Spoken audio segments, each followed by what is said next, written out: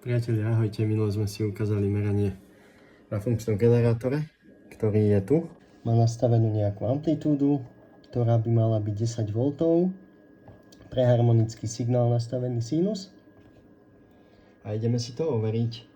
Analogový prístroj nám nedokáže zachytiť 10 kHz, ale digitálny prístroj nám už na tej frekvencii 10,3 kHz udáva nejakú hodnotu napätia 3,38 V striedavých, čo je v poriadku, ale čo je tá hodnota?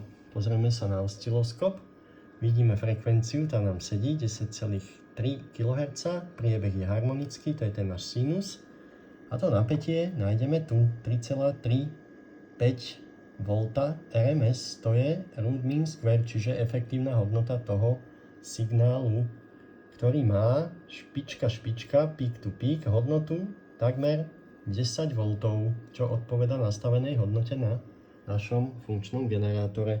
Pracuje teda správne.